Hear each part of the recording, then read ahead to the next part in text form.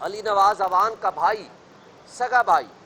وہ اس وقت اٹھایا گیا ہے اور ابھی تک اس کا اتا پتہ نہیں ہے۔ فیملیز کو اٹھایا گیا ہے، ورکرز کو اٹھایا گیا ہے، لوگوں کی چادر چار دیواری کو پامالی کی گئی ہے، اور لوگوں کو، پولیٹیکل ورکرز کو اور پی ٹی آئی کے ورکرز کو اور ان کے لیڈرز کو جب عدالتیں 8 مرتبہ ضمانتیں دیتی ہیں، یا تو کبھی 3 ایم پی او کے تحت یا کسی اور جعلی اور جھوٹے مقدمے میں ان کو اٹھا لیا جاتا ہے۔ بعد اظہر کا والد جو کہ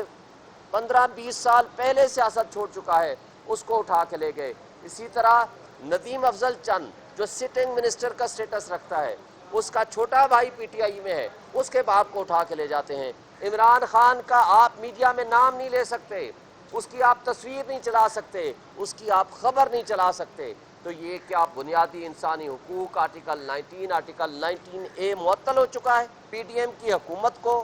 یا رسپونڈنٹ سائٹ کو مشکل پیش آتی ہے جب فیصلہ ان کے خلاف آتا ہے۔ جب فیصلہ 5 ممبر بینچ ان کے حق میں کرتا ہے تو یہ کہتے ہیں کہ یہ بینچ بھی ٹھیک ہے، یہ جج صاحبان بھی ٹھیک ہیں۔ اس سے بظاہر ان کی بدنیتی نظر آتی ہے۔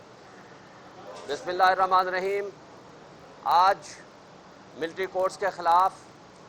جو لارجر بینچ سماعت کر رہا ہے جسٹس عمر عطا بندیال صاحب کی سربراہی میں، وہاں آج مینلی آرگومنٹس اس بات پہ ہوئی ہے کہ کیا فل کورٹ یا اس سے زیادہ لارجر بینچ بنانے کی ضرورت ہے یا نہیں ہے۔ اس بارے میں ہم سب نے جو پٹیشنر سائٹ کے وکلاء ہیں، ہم نے اس بات کی اس لیے مخالفت کی ہے کہ اگر آج لارجر بینچ بنانے کی بات ہوتی تو یا تو یہ پہلے دن فیصلہ ہو جاتا۔ اب جب کہ سماعت مکمل ہو چکی ہے، اب اگر لارجر بینچ بنایا جاتا ہے تو اس صورت میں اس فیصلے کو ڈیلے کرنے کے مترادف ہوگا۔ اور پھر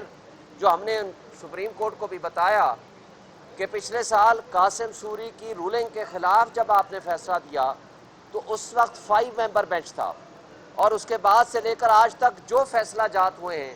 یا 5 ممبر بینچ ہے یا 3 ممبر بینچ ہے، اور اس وقت ان پی ڈی ایم کی حکومت کو یا رسپونڈنٹ سائٹ کو مشکل پیش آتی ہے جب فیصلہ ان کے خلاف آتا ہے۔ جب فیصلہ 5 ممبر بینچ ان کے حق میں کرتا ہے تو یہ کہتے ہیں کہ یہ بینچ بھی ٹھیک ہے، یہ جج صاحبان بھی ٹھیک ہیں۔ اس سے بظاہر ان کی بدنیتی نظر آتی ہے۔ اور پھر ہم نے ان کو بتایا کہ آج کے ماحول میں جب کہ پاکستان میں انڈکلیئرڈ مارشل لا ہے، لوگوں کو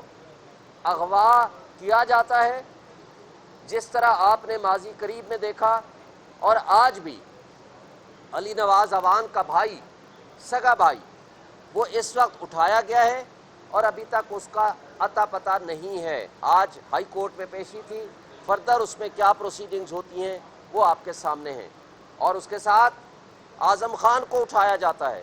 اور 34 ڈیز کے بعد جب اس سے 164 کی سٹیٹمنٹ لی جاتی ہے عمران خان کے خلاف، اس کے بعد اس کو چھوڑا جاتا ہے۔ اسی طرح کئی قسم کے لوگ ہیں جن کی فیملیز کو اٹھایا گیا ہے، ورکرز کو اٹھایا گیا ہے، لوگوں کی چادر چار دیواری کو پامالی کی گئی ہے، اور لوگوں کو، پولیٹیکل ورکرز کو اور پی ٹی آئی کے ورکرز کو اور ان کے لیڈرز کو جب عدالتیں 8 مرتبہ ضمانتیں دیتی ہیں، یا تو کبھی 3 ایم پی او کے تحت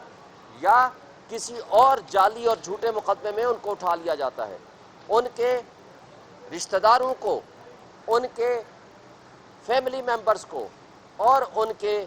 بچوں کو، ان کے والدین کو اٹھایا جاتا ہے، جس کی مثال آپ کے سامنے ہے۔ حماد اظہر کا والد جو کہ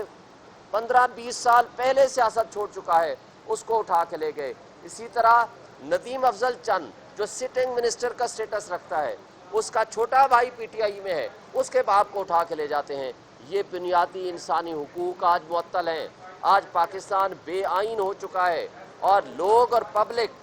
سپریم کورٹ کی طرف دیکھ رہی ہے، اور سپریم کورٹ وہ واحد ادارہ ہے جس نے لوگوں کے حقوق کے تحفظ کی قسم اٹھائی ہے، جس نے اس آئین کی بحالی کرانی ہے، جو لوگوں کی آخری امید اور ہوپ ہے۔ اور ہم بجا طور پر یہ سمجھتے ہیں کہ جس طرح علی محمد خان کو، جس طرح شہریار افریدی کو، جس طرح شیریں مزاری کو کئی دفعہ عدالتوں نے ضمانتیں دی اور ان کو اٹھا لیا گیا، تو یہ لوگوں کے بنیادی انسانی حقوق معطل ہیں۔ اور جو اس وقت جو کیفیت ہے کرب کی حالت میں، جو فیملیز 102 جو بندے ہیں جس کیفیت میں وہ ان کو گزر رہی ہے یا وہ گزارا کر رہے ہیں، یہ وہ کیفیت ہے جو آج ہم سمجھتے ہیں سب سے پہلے ان کیسز کا ڈیسیژن ہونا چاہیے۔ اور اگر یہ ڈیلے ہوتا ہے تو نہ صرف ان لوگوں کی جو بری حالت ہے جو ان کی کسٹڈی میں ہے ملٹری کی، ان کے ساتھ زیادتی ہوگی، بلکہ ان کی فیملی کے ساتھ بھی زیادتی ہوگی کہ اگر اس کو فردر ڈیلے کیا جاتا ہے۔ تو ہم یہ سمجھتے ہیں کہ آج میڈیا بھی آزاد نہیں ہے۔ کیا وجہ ہے کہ چیئرمین پی ٹی آئی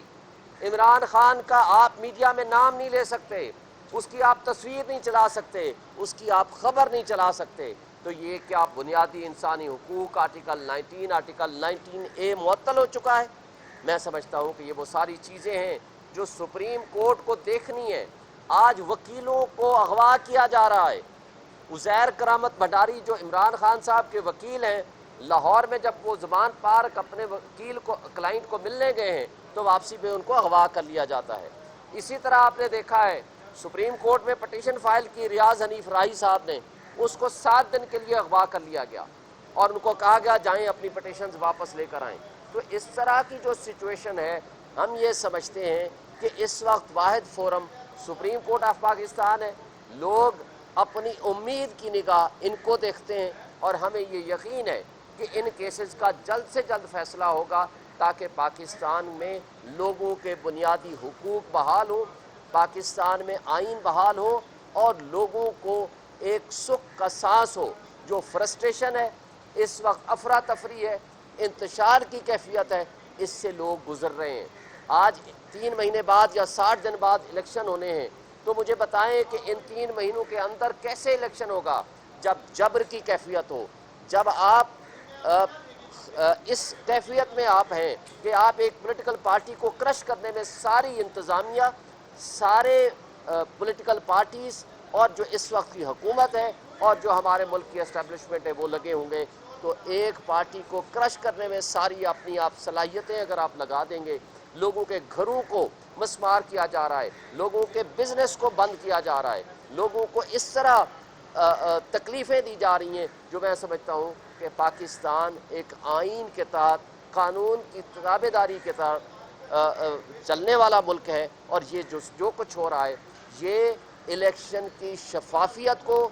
کوئی بھی لحاظ سے اس کو ایکسیپٹ نہیں کرے گا۔ اور دوسرا، ملک میں جو غیر یقینی صورتحال ہے وہ کبھی ٹھیک نہیں ہو سکتی، اور جب تک سیاسی استحکام نہیں آئے گا، معاشی استحکام نہیں آ سکتا۔ پاکستان کو ایک اسٹرانگ ڈیموکریٹک گورنمنٹ کی ضرورت ہے، اور وہ تبھی ممکن ہے جب فری اینڈ فیئر الیکشن ہوں اور سب کو پارٹیسپیٹ کرنے کا موقع ملے۔